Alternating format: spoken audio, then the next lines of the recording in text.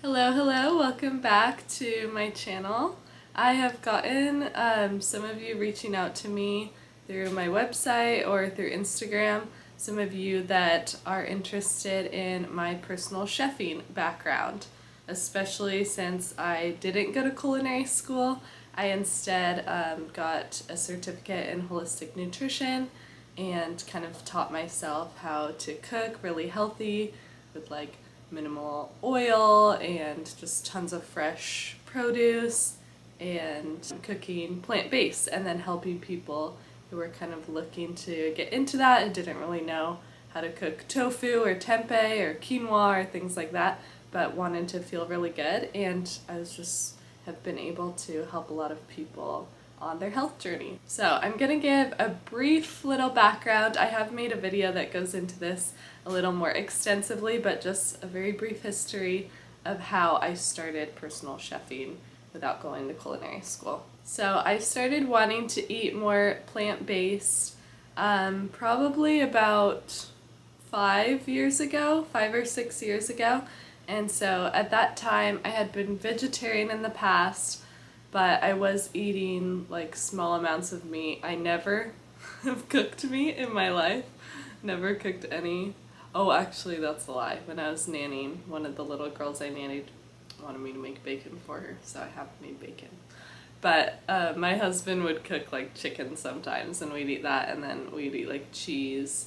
But I was just really interested in eating more plants because I kind of wanted to feel better. Also, my skin wasn't super great. I would break out kind of often, so I was thinking that it would help with that. And just didn't feel my best. I didn't feel good a lot of the time after I would go to a restaurant and eat food. I would feel gross after, you know?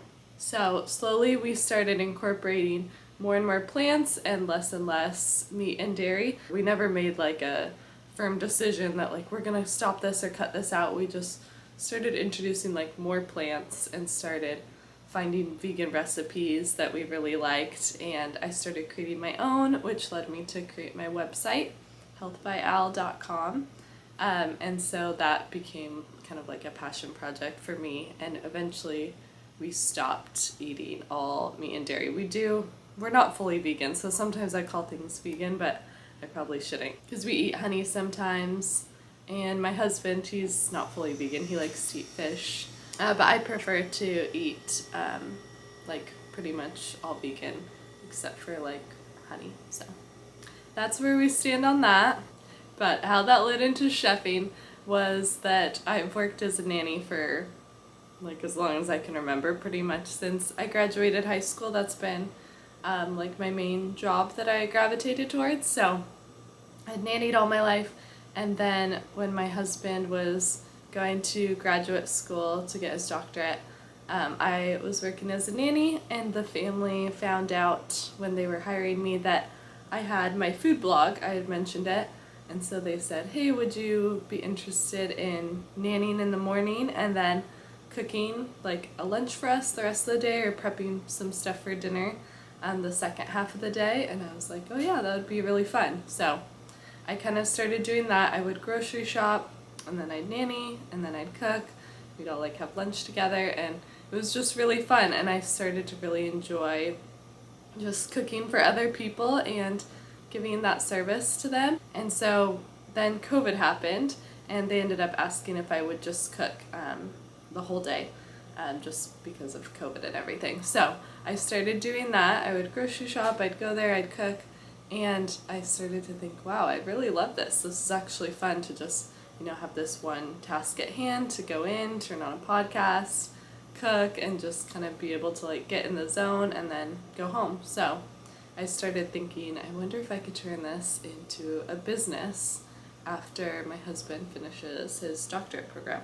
So fast forward, he gets a job on Maui. We moved to Maui, and I'm kind of nervous to start because I'm not a real chef. I've only done this one little bit of cooking, I've never been to culinary school. And so I can't remember if it was my idea or my husband's, but I decided to get my holistic nutritionist certificate to kind of give me confidence and give me just another aspect to have to my cooking, to also have that nutrition and then the cooking and combine them together, because I really am super interested in the health part. Like, that is just so crazy to me how food can be medicine, and just to see all the positive effects that can come from healthy eating. So when we moved to Maui, I made some little business cards, kind of was spreading the word to people about what I was doing. And right away I didn't find clients, within the first few weeks. So I thought, okay, maybe I'll nanny for a little bit while this gets going, and then I'll kind of transition over. And I ended up finding a family that wanted the same thing as my last family, which was nanny in the morning, cook lunch in the afternoon, prep some dinner, have lunch together. So I ended up doing that again, and then I eventually just started getting more and more chefing clients and was able to transition into full-time chefing.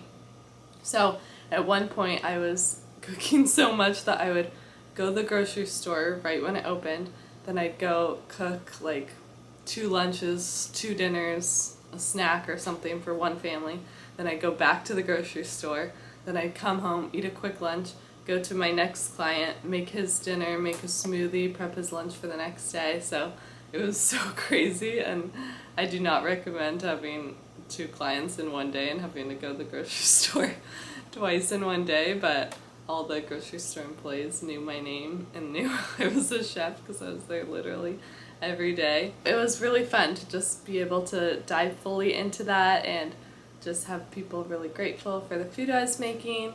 I loved it, and then I kind of started to phase out. When I got pregnant, I kind of started working less and less, and now I'm a stay-at-home mom. That's why I'm excited to make these videos, because I can't do this right now, so I'm excited to help other people who want to do it too.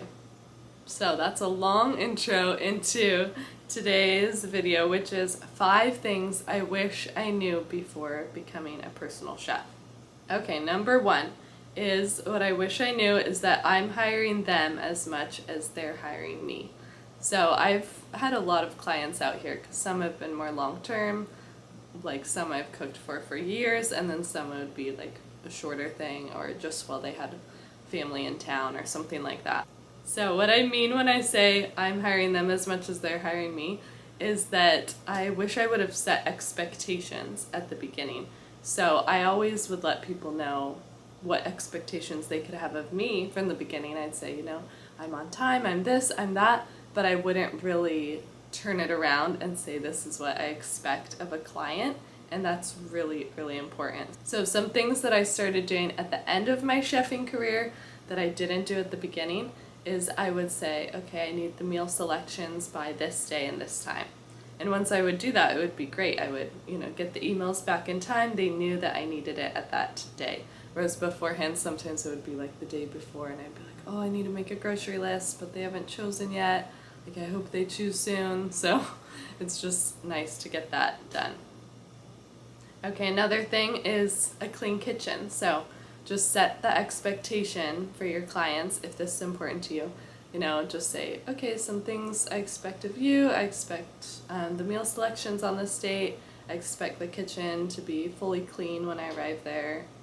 Because that's important. If you get there, and even if it's just like a little bit not tidy, that makes a big difference. And I really appreciate that the clients I had at the end, whenever I would say that as an expectation, I'd come and the kitchen would be spotless, and it made such a difference, like just coming into a spotless kitchen with no dishes anywhere, that kind of thing, which I never had clients that had like their breakfast dishes they expected me to do, but the kitchen would be a little messy sometimes, so that was nice to have that expectation met. And another one that's really important, just for safety, that I didn't even really think about setting this expectation, but just saying, no kids in the kitchen when I'm there. I know kids love to like wander in and out and see what you're doing, but just setting that expectation of like, hey, there's going to be a lot of hot stuff, it's not safe for kids, so no kids in the kitchen, I think is a great expectation to set if you're getting into chefing. Okay, number 2 is pricing. So think about what is worth your time rather than what should this cost. So let me explain. So at the beginning I would think, okay, what's the most someone would pay for a meal? So they're not gonna pay like restaurant prices probably, because then they could just go get it at a restaurant. So if a restaurant is like 25, then mine should be like a little cheaper, you know? But I started to realize at the end, okay, this is a totally different service. If people want to get restaurant type of food, then they'll just get takeout. But these people are hiring you because they want to know exactly what's in their food, which doesn't happen at a restaurant. You don't know how much salt and oil and things they're adding. And also just they're paying for the experience of having someone come to their home, someone grocery shop for them. So I started to instead flip it as what is worth my time, and that made a big difference. So you can determine your own costs. I probably would raise my prices if I was starting to chef again, but I would charge $50 for a lunch or dinner plus groceries, and that would serve like around 4 people. So you can do the math on how much that ended up being, but it ended up being probably the same or more than a restaurant, but to my clients it was totally worth it. Okay, number 3 is listen to what your client wants, what their favorite meals are, their favorite ingredients, and not your favorites. So I think I kind of at the beginning just thought like, oh, everyone kind of has similar taste preferences, and if these meals are my favorite, I'm sure my client will love them, which was the case a lot of the time. But when I really started to like really get down to the nitty-gritty of what my clients' favorites were and trying to like find and experiment on the weekends and find like good recipes for them, that's when I feel like business was really thriving and doing really well. Okay, number 4 is to be prepared.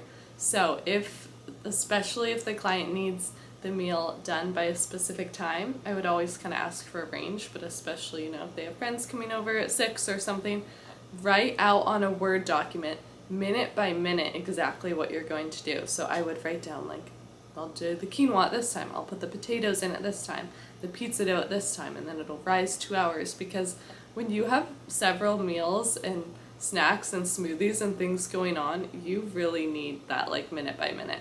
And so I wouldn't do this when I was chefing, like I wouldn't do this all the time, but especially if I had like a big day of cooking with like 5 or 6 different items I was making, I would definitely do this because it was just so helpful and really helped me be prepared, and I'd just be able to check them off as I went, and that just felt really good. Number 5 is to make it beautiful. Something I've always heard that I think of is you eat with your eyes first.